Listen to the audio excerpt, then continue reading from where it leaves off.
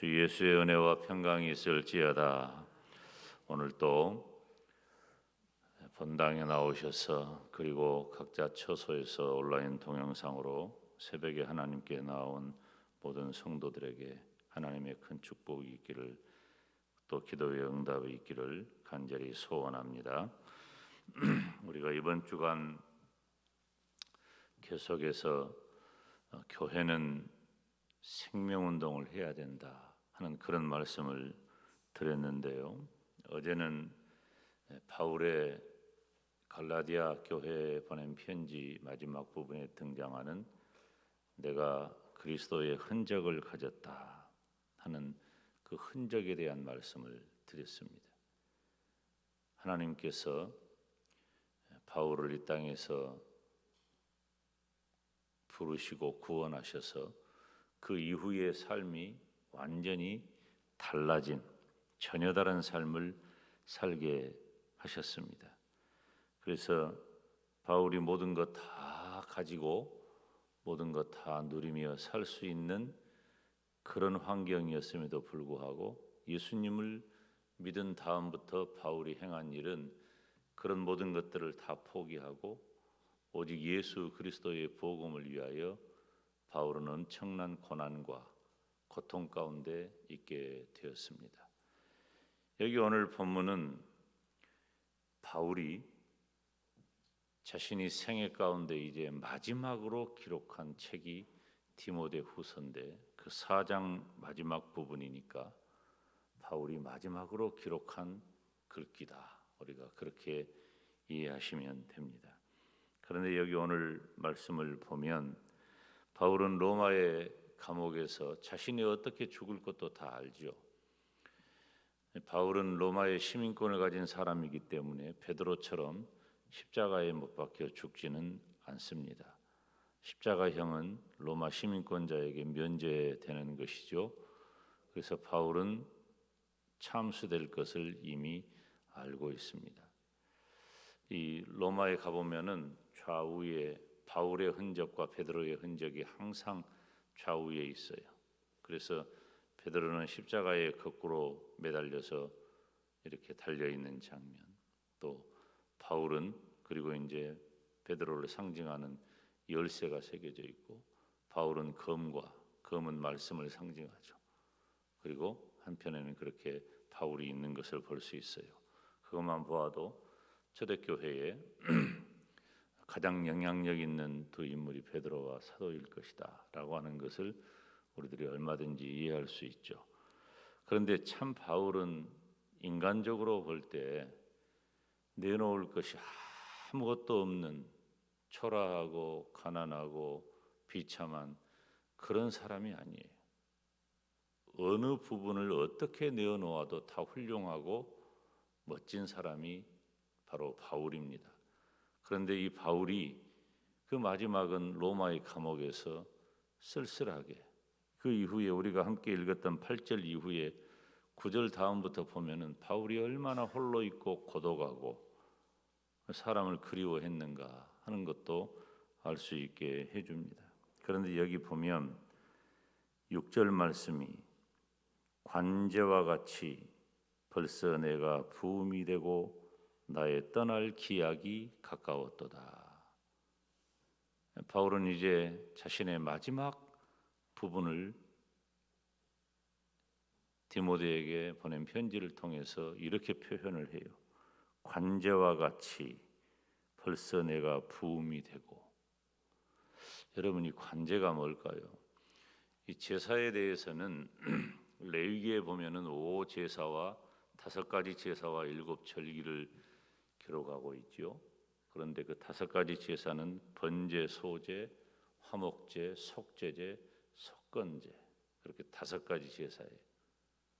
번제는 다 불로 태워서 드리는 거예요. 소제는 유일하게 제사 가운데 곡식을 가지고 드리는 제사인데 이것은 대개 감사제, 감사의 제사를 드릴 때 그래요.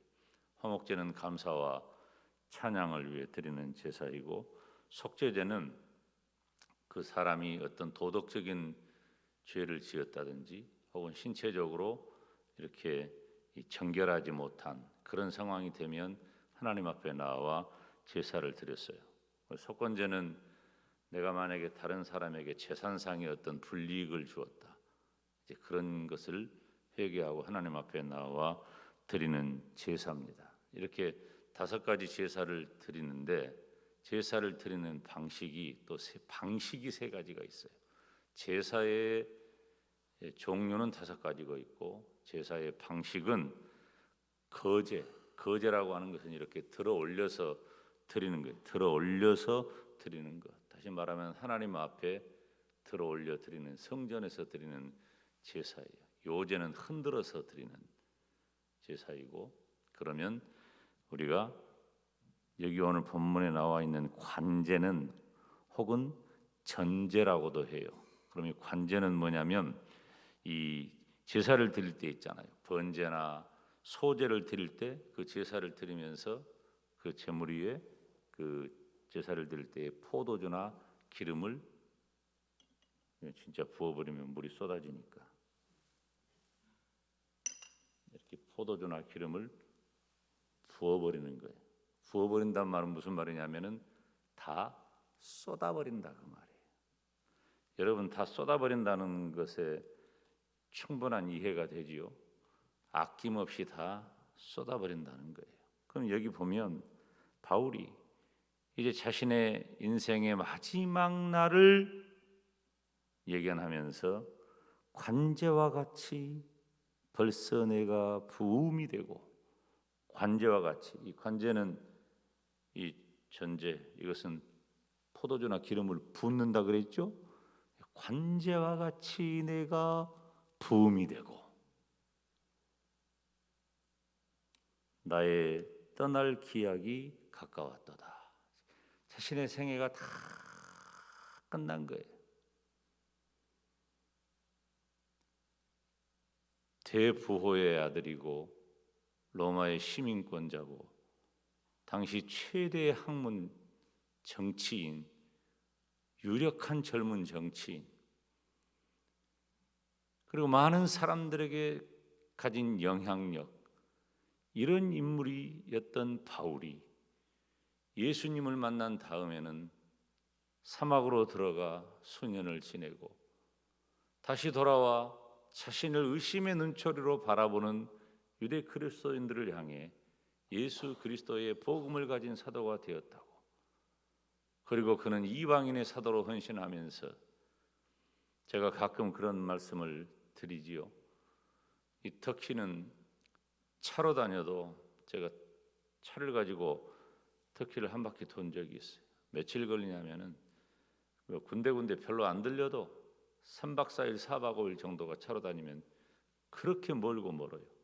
다 보는 것도 아니고, 그것도 그냥 큰 도로를 따라서 이렇게 일주하면서 도는데 엄청 큰 나라입니다. 그런데 바울은 그런 곳에 고난과 핍박과 야유와 질시, 고통을 당하면서 예수 그리스도의 복음을 위해서 그런 험산 줄령을 다 넘고 오직 예수 그리스도의 복음을 위해 이방인의 사도로 헌신하다가 결국은 스스로, 로마에 온 것도 스스로 매인 바 되어서, 스스로 붙잡힌 바 되어서 로마에 와 이제는 관제와 같이 부음이 되었다. 바울처럼 선명하게 자신의 인생이 두 토막으로 나뉜 사람이 드뭅니다. 이 세상에 바울의 전반기 생애와 같은 것들을 꿈꾸고 생각하는 사람은 너무 많지만 바울의 후반기 생애와 같은 그런 생을 선택하는 사람은 거의 없어요. 그런데 바울은 기꺼이 그 길을 갔습니다. 뭐 때문일까요? 그건 이번 주간에 담임 목사가 계속해서 말씀드렸던 것, 바로 생명을 살리는 사역 때문에, 생명운동 때문이란 말이에요. 그 일을 위해서는 바울이 자신의 생명을 도무지 아끼지 않았다.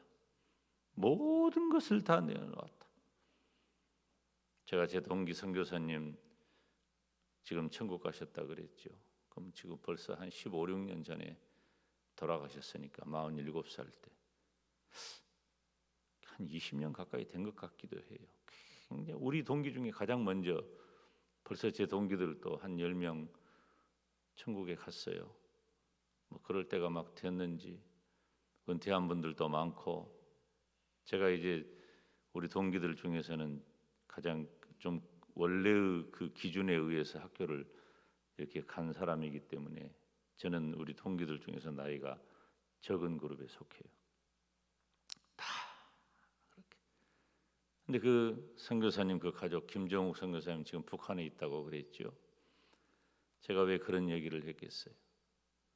그 선교사님이 지금 자신은 북한에 영류돼 있고 사모님과 두 자녀는 기거할 것도 마땅치 않아 가지고 겨우겨우 살아가고 있는 이런 현실 속에서 무슨 소망이 있겠어요? 그런데요, 제가 오히려 그런 분들을 만나보면 그런 분들의 표정이 너무 밝다는 거예요. 너무 밝고 평안하다는 거예요. 뭐 때문일까? 물론 우리가 이 세상의 가치를 두고 이 세상에서 열심히 살아가고 하나님이 우리에게 주신 축복을 누리는 것도 감사하고 좋은 일이에요. 그런데 이렇든 저렇든 우리가 감당해야 할 일, 우리에게 주어진 가장 큰 과업은 바로 생명운동이라고 하는 것입니다. 바울은 그 생명운동을 위해 자신의 인생을 완전히 부어버렸어요. 완전히 부어버렸다. 남김없이 쏟아 부어버린 인생이었다. 사랑하는 여러분, 우리는 각자의 자신에게 주어진 삶의 모습에서 생명운동을 해야 합니다. 우리가 바울처럼 목이 잘려 죽을 필요도 없고 베드로처럼 십자가에 달려 죽을 필요도 없어요. 지금은 그런 세상이 아니에요. 물론 지금도 그런 일들이 왕왕 일어나고 있어요. 다 소개 안 해요. 그런 일들은 굉장히 잔인하고 힘든 일들이 이 지구촌 곳곳에서 지금도 일어나고 있지만, 그러나 우리들은 일상의 삶 가운데 우리가 우리 자신이 하나님이 주신 축복을 마음껏 감사하고 누릴 뿐만 아니라 그 내 삶의 중심에는 지금 나를 있게 하신 그 하나님의 은혜를 따라 바울이 내가 관제와 같이 다 부음이 되었다, 그 말씀처럼 내 인생을 온전히 예수 그리스도의 복음운동, 생명운동에 헌신하면서 우리 영광대교회와 모든 성도들이 온전히 다 쏟아부어 다음 세대를 세우고 세대의 길을 통해 생명운동을 전개하고 우리 주님이 오실 때까지 하나님이 기뻐하시는 거룩하고 복된 교회와 성도로 든든히 세워지기를 주님의 이름으로 축원합니다.